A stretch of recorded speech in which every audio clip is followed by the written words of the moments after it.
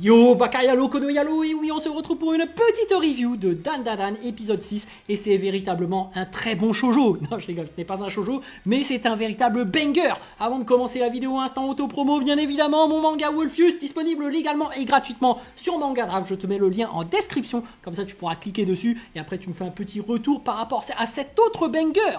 Mon manga Wolfius, je le répète, disponible légalement et gratuitement sur Manga Draft. Mais vous êtes là exprès pour la review de l'épisode 6 de Dandadan. Et les amis, c'est un véritable banger. Là, il n'y a rien à dire, c'est confirmé. Dandadan fait partie du top 3 des meilleurs animés de la nouvelle génération. La nouvelle génération, c'est-à-dire au même titre que Kagubarashi et que Sakamoto Days qui vont bientôt sortir. Mais voilà, Dandadan, c'est déjà acté, l'anime a propulsé le manga et là c'est top 3 de la nouvelle génération et on sait très bien que l'ancienne génération, donc My Hero Academia, Jujutsu Kaisen et Demon Slayer, qui sont terminés, il faut bien une relève, donc Dandadan fait partie de cette relève.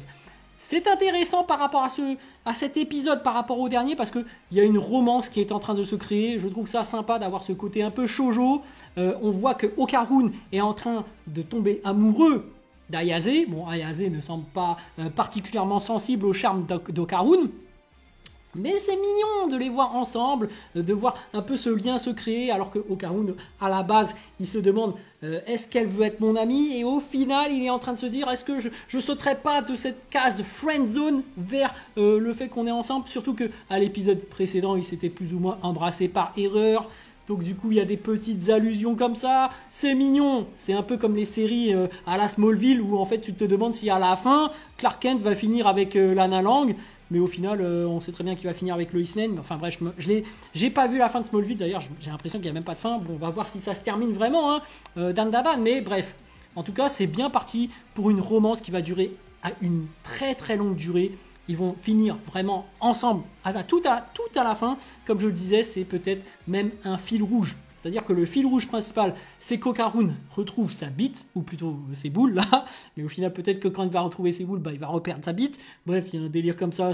C'est un fil rouge humoristique. Mais tu as toujours deux fils rouges. Dans les animés manga, il y en a un qui est un peu caché, tu vois. Donc là, est-ce que celui qui est caché, c'est le fait que les deux finissent ensemble? Parce que comme tu peux le voir dans Naruto au final, il veut devenir Hokage, mais en même temps, tu as un autre fil rouge plus ou moins, c'est est-ce qu'il va réussir à ramener Sasuke? Ou plutôt briser le cercle de la haine? Enfin bref, tu as ce délire-là, un petit truc qui peut aller en arrière-plan comme ça, se développer en même temps. Mais voilà, pour cet épisode-là, j'ai trouvé très sympathique. Bon, le début, évidemment, un peu plus ennuyant, mais très intéressant, justement, par rapport au développement de personnages.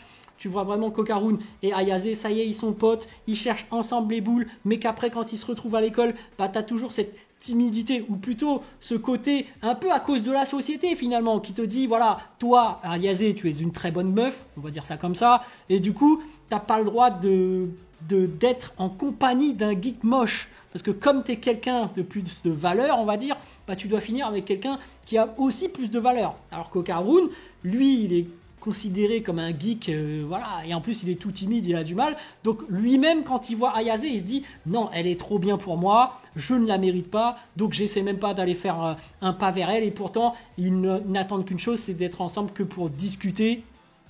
Et peut-être que ça aille plus loin, mais pour l'instant, ce n'est pas le cas.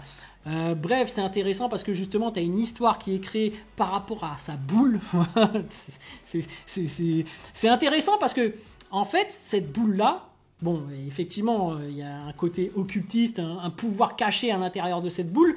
Mais derrière, est-ce qu'il n'y aura pas une autre signification qui fait que les esprits ont envie de capturer ces boules?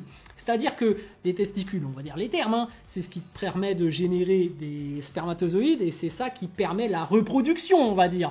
Parce que toi-même, tu sais, le spermatozoïde, lorsqu'il rencontre l'ovule, voilà, ça fait que il y a un enfant qui peut se créer. Et on sait très bien que par rapport aux extraterrestres, leur objectif premier, c'était de capturer les testicules et la bite d'Okarun pour pouvoir se reproduire. Parce que les extraterrestres, le problème, c'est qu'ils n'ont pas vraiment de moyens de reproduction, donc ils capturaient des humains, j'imagine, pour pouvoir faire des expériences dessus, pour que eux puissent se reproduire. Parce que peut-être que, voilà, à cause des années, ils étaient sur le point de mourir, et comme ils viennent d'arriver sur Terre, peut-être qu'ils sont en voie d'extinction, finalement, la race finit par disparaître. Et du coup, moi, ma théorie, c'est que finalement, c'est ça aussi, hein, leur ennemi principal, je pense que c'est les extraterrestres.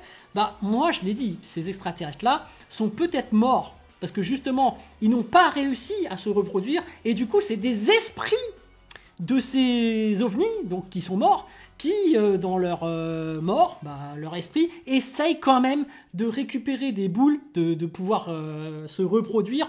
Et donc voilà, pour moi, la théorie des extraterrestres qui sont morts et qui sont des esprits maintenant, c'est ça l'ennemi principal d'Okarun et d'Ayase. Mais bref, là, vraiment, on a une boule constituée d'une texture dorée. C'est intéressant parce qu'on dirait une grosse guirlande de Noël, hein, tu sais pas trop. Et dès que tu les tombes dessus, tu peux te dire, oh, c'est juste une boule, elle est classe, c'est de l'or. Peut-être que je peux le vendre, peut-être que je peux le garder, peut-être que c'est un signe. Et là, apparemment, il y a une meuf qui la récupère. Donc, c'était celle qui s'était pris le seau par Ayase. Et on voit quand même que elle a un ego surdimensionné, on voit que quand même elle a ce côté je suis la plus belle, je suis un peu aussi la rivale finalement d'Ayase. Et donc en fait dans chaque récit de manga, d'animé, t'as toujours une sorte de rival. C'est-à-dire que dans Naruto, t'as Sasuke qui est le rival de Naruto. Pour qu'un manga marche, souvent on te met un rival. Là en l'occurrence, cette fille-là semble être bien partie pour être la rivale d'Ayase. Donc voilà, dans Dragon Ball, évidemment, la casquette, tu vois qu'il y a un Vegeta. Vegeta, rival de Goku. Là, en fait, cette fille-là serait la rivale d'Ayase. Donc il y aura peut-être de la jalousie qui va se préparer par rapport à elle et Okarun et Ayase, tu vois, il y a un trio. Mais il va falloir introduire un autre mec pour que chaque personne puisse finir ensemble. C'est-à-dire que, tu vois, même dans Naruto, t'as Sakura... Sakura va finir avec qui? Avec Naruto ou Sasuke, et du coup on t'intègre Hinata en plus pour que finalement chaque personne puisse finir en couple. Parce que tout est bien qui finit bien, toi-même tu sais, c'est un animé, c'est un manga, donc ça finit toujours comme ça. Donc ça se dessine a priori, mais pour l'instant on t'introduit une rivale par rapport à Ayase. Et du coup, forcément, puisque c'est une rivale, va falloir la faire entrer dans ce monde des esprits. Et du coup, le fait que tu récupères une boule, ça fait que quand tu restes en contact de cette testicule, tu commences à récupérer des pouvoirs occultes, on va dire, tu commences à avoir des esprits. Et c'est intéressant de voir comment une humaine complètement déconnectée, qui a un ego surdimensionné, va réagir en fonction de tout ça. Mais comme elle connaît pas du tout le milieu, du coup elle commence à voir une femme apparaître, une espèce d'esprit qui la hante, et du coup à ce moment-là elle se décide d'essayer d'exorciser Ayase, parce qu'elle prend Ayase pour la responsable. Et du coup c'est intéressant parce que quand tu ne connais pas le monde, tu essaies de te procurer des outils un peu ordinaires comme la croix de Jésus qui peut peut-être te protéger. Donc c'est ça qu'elle a réussi à obtenir de ses copines. Donc quand même ses copines la suivent. Parce que malgré toutes ces conneries qu'elle dit, ouais t'es ma pote, qu'on te suit, tu vois, il y a quand même une sorte de... une sorte d'amitié qui persiste. Alors est-ce que ça va durer? Parce que du coup quand tu vois quelqu'un qui est complètement farfelu, qui commence à dériver totalement, en général tes amis commencent à s'éloigner de toi. Ils se disent non, là, problème psychologique, c'est terminé, on s'en va. Donc, et peut-être que ces filles-là étaient à côté de cette fille parce qu'elle avait de la classe envers les hommes, parce qu'elle les manipulait, et du coup, très souvent, tu as ce côté, ouais, je reste avec la star, parce qu'il y a ce côté influenceuse, on va dire. Bref, en plus, elle a fait tourner une rumeur comme quoi Okarun serait en couple avec Ayase, ou en fait Ayase serait une femme facile, ou je sais pas quoi. Et donc, ça va entraîner une rumeur qui va énerver Okarun. Okarun, comme je le disais, maintenant, avec cette nouvelle transformation qu'il maîtrise, ce nouveau Kara Design, ce visage, quand il est en train de se transformer en mémé turbo, du coup, en conservant plutôt son caractère, sa personnalité, il avait un flow incroyable. Quand il a attrapé le mec par le col comme ça, il a fait « Qu'est-ce que t'as dit, Ayase? Arrête de faire tourner cette rumeur !» Oh là là, le flow incroyable qu'il a. Et pourtant, cet élève qui était venu pour dire vas-y présente-moi Ayase et tout ça, il avait un flow. C'était le beau gosse de l'école, hein. Pour moi c'était vraiment le mec boucle d'oreille, beau gosse, il arrive vas-y présente-la moi et tout. Je me suis dit lui normalement il n'a pas besoin d'être présenté, hein. C'est pas Okarun, le mec peut se taper plein de meufs déjà de base. Mais bref, après c'est un jugement par rapport au Kara Design, on s'en fout, hein. C'est un animé, mais moi je trouvais que son Kara Design du mec il était vraiment très bien fait. Mais d'un autre côté, quelle classe cet Okarun, une fois transformé, il est arrivé, tac, non, tu te calmes le beau gosse, je te remets en place, le mec c'est un... Et d'un autre côté, Okarun se rend compte que vraiment, il a des pouvoirs. Donc moi je pensais que justement, Mémé Turbo, c'était vraiment un démon surpuissant. Et au final, quand il y a eu le fameux combat d'Okarun contre cette mère, enfin je sais pas si c'est une mère, et cet esprit qui se prend pour une mère, la maman de la rivale, finalement, je l'ai pas trouvé super puissant Okarun. Hein. Il s'est transformé, je m'attendais qu'avec sa super vitesse, parce que Mémé Turbo est connu pour être quelqu'un d'extrêmement rapide qui fait du 100 km/h, finalement pas si rapide. Hein. Je trouve que Okarun s'est fait neutraliser assez facilement. Effectivement, le monstre l'a attrapé, la femme là, et puis hop, gobé d'un coup. D'ailleurs, elle a gobé un peu tout le monde.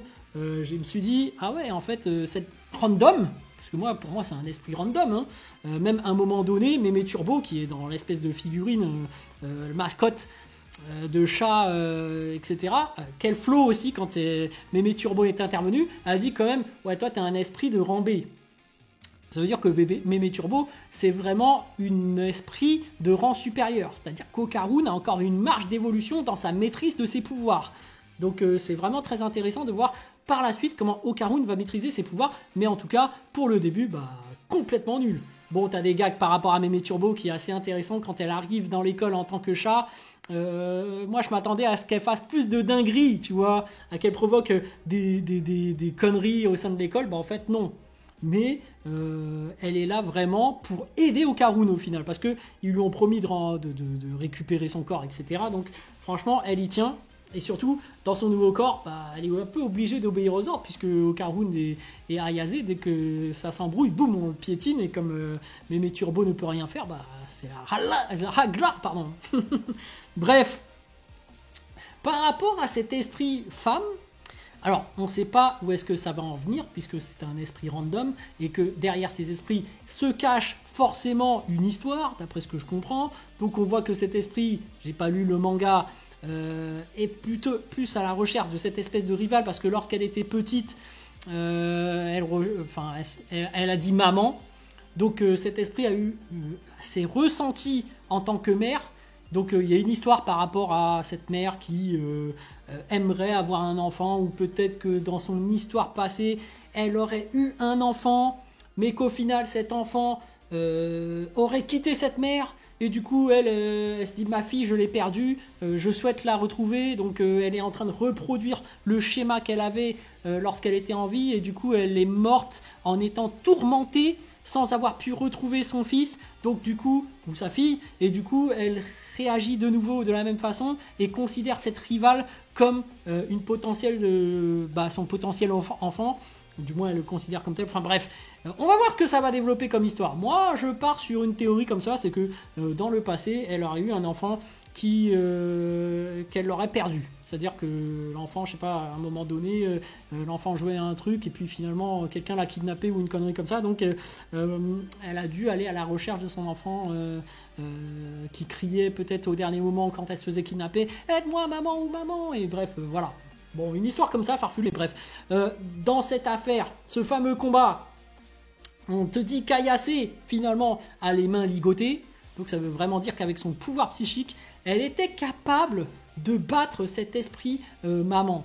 Donc ça te dit à quel point Ayase est puissante juste avec ses mains qu'elle matérialise. Mais au final, elle se fait bouffer. Donc ils vont trouver une astuce, c'est-à-dire que comme il y a l'espèce de croix à l'intérieur de son corps, finalement, et qu'ils ont été attachés par les cheveux, finalement ils vont s'en servir comme briquet pour pouvoir brûler cette femme. Mais c'est intéressant comment l'auteur a fait pour expliquer l'histoire, le point faible, comment ils ont fait pour la battre. Parce qu'ils se sont servis en réalité de la mascotte, donc de Mémé Turbo, pour, en fait, c'est une technique scénaristique, pour expliquer le phénomène de comment est-ce que Ayase a fait pour brûler l'espèce de monstre. Tu vois, en fait, on ne te décrit pas par l'action, parce que s'il y aurait eu juste Ayase qui brûle le monstre, on n'aurait pas compris pourquoi le monstre brûle et pourquoi ça se passe comme ça. Mais en fait, c'est par le biais de Mémé Turbo qu'on t'explique comment elle a fait pour réussir à le battre, ou du moins pour sortir de son ventre. Donc voilà, c'est une astuce scénaristique, c'est intéressant, ça te permet vraiment d'expliquer au lecteur, ou c'est le visionneur là, de l'animé, comment ça s'est produit, quel est le phénomène, l'astuce qui a été utilisée. Bref, cet épisode était super intéressant, on est dans la continuité, Dan Da Dan, c'est vraiment un banger, j'ai kiffé, et surtout en termes d'animation, je trouve qu'ils font vraiment le taf, donc le studio d'animation, incroyable, la musique, exceptionnelle, ça correspond parfaitement à ce qui est écrit, à ce qui est décrit dans cette histoire-là, dans cet animé. Donc j'ai hâte de voir la suite. J'ai envie de savoir ce qui va se passer avec cette espèce d'esprit maman, même si je sais qu'elle va crever, qu'on va avoir une explication et que c'est un peu tracé. Mais c'est vrai que dans l'histoire, pour l'instant, c'est vrai que le fil rouge de retrouver ces boules, je trouve ça pas si ouf en fait. Je trouve que c'est comique, mais en fait, comment l'histoire est racontée et comment elle se défile, c'est intéressant. C'est rythmé, c'est bien fait. Donc bon, Dan Da Dan, ça reste un banger. Voilà, je kiffe. Les amis, sur ce, je vous dis donc à plus dans le bus, ou plutôt à plus tard dans le car, ou plutôt à bientôt dans le bateau.